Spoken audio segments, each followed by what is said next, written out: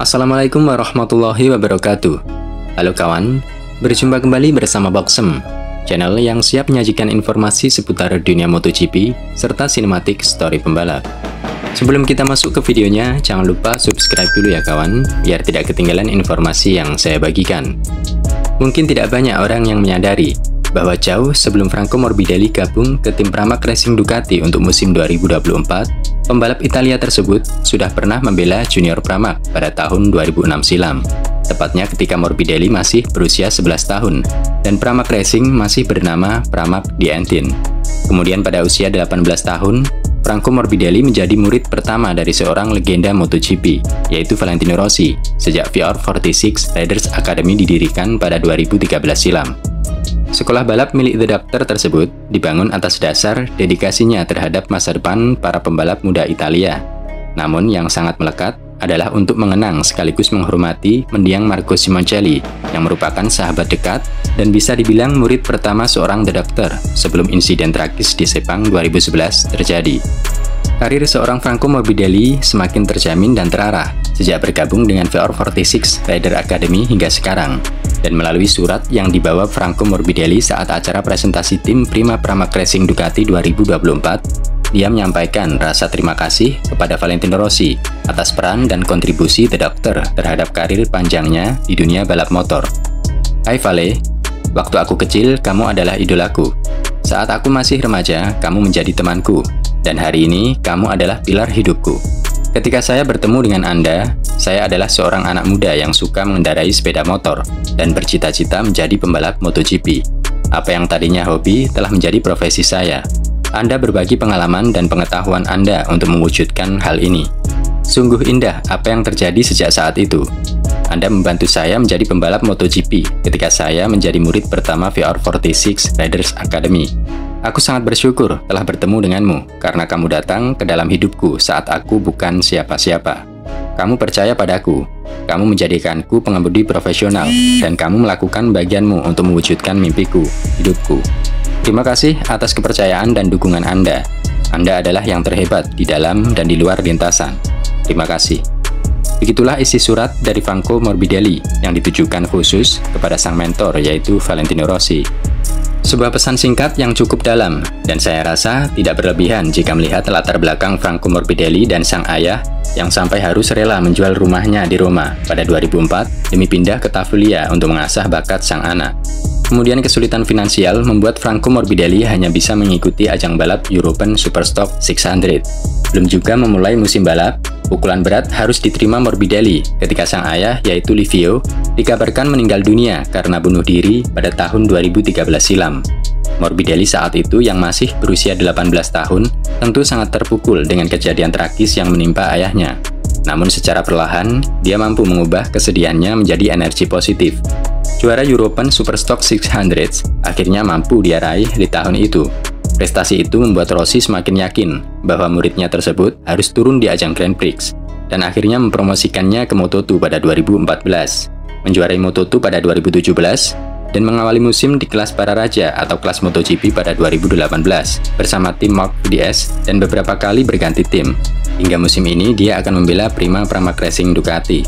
Walaupun performa Franco Morbidelli sedikit menurun pasca cedera lutut yang dialaminya pada 2021 lalu, ditambah musim pertamanya bersama Ducati yang harus disambut insiden hebat saat berlatih di Portimao. Saya sangat berharap, semoga ini bukan tahun terakhir Franco Morbidelli menjadi bagian dalam skuad pembalap MotoGP. Dan semoga murid tertua VR46 Rider Academy tersebut segera menemukan kembali semangat dan performa terbaiknya bersama Prima Pramac Racing Ducati di 2024.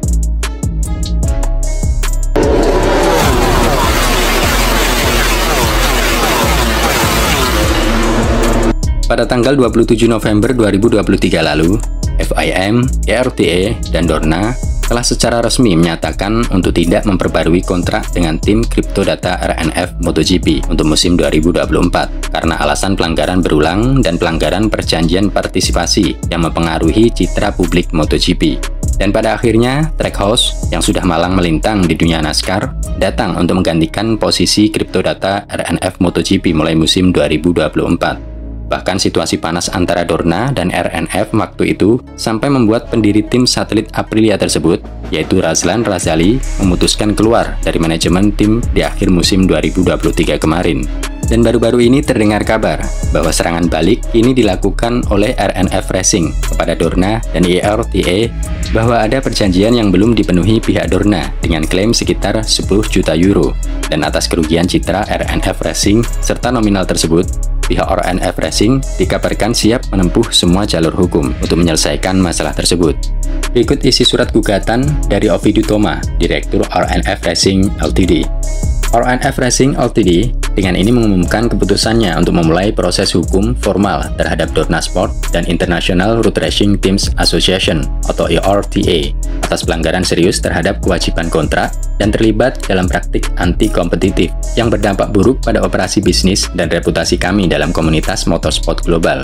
Meskipun ada upaya berulang kali untuk mengatasi masalah ini melalui dialog, Dorna dan IRTA secara konsisten gagal memenuhi komitmen keuangan mereka dan terlibat dalam tindakan yang merupakan penyalahgunaan kekuasaan dan pelanggaran hukum persaingan usaha.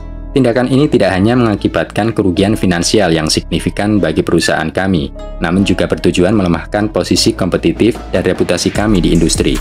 Kami telah mengumpulkan bukti substansial yang menunjukkan sejauh mana perilaku kasar Dorna dan IRTA serta ketidakpedulian mereka terhadap perjanjian yang sah. Oleh karena itu, kami membawa masalah ini kepada otoritas persaingan usaha terkait dan siap untuk menempuh semua jalur hukum untuk meminta ganti rugi dan ganti rugi atas kerugian yang disebabkan oleh tindakan mereka. Langkah ini diambil tidak hanya untuk membela kepentingan kami, tetapi juga untuk menyoroti pentingnya persaingan yang sehat dan integritas dalam komunitas olahraga dan bisnis.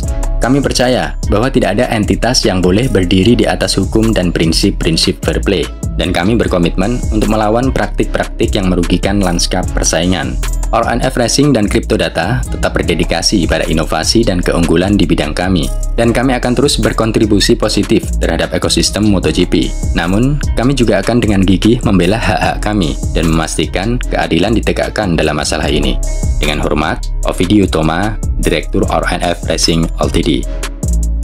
Monggo jika teman-teman ingin sharing atau ingin menambahkan, bisa dicantumkan di kolom komentar ya kawan. Semoga informasi yang saya bagikan bermanfaat dan bisa menemani waktu santai kalian semua. Jangan lupa dukung selalu channel ini kawan, dengan cara like, subscribe, share, dan komen. Serta tidak bosan selalu saya ingatkan, biasakan berdoa dan cek kondisi kendaraan Anda sebelum pemakaian.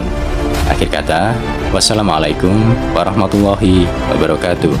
See you next time and thank you for watching my video. Ciao!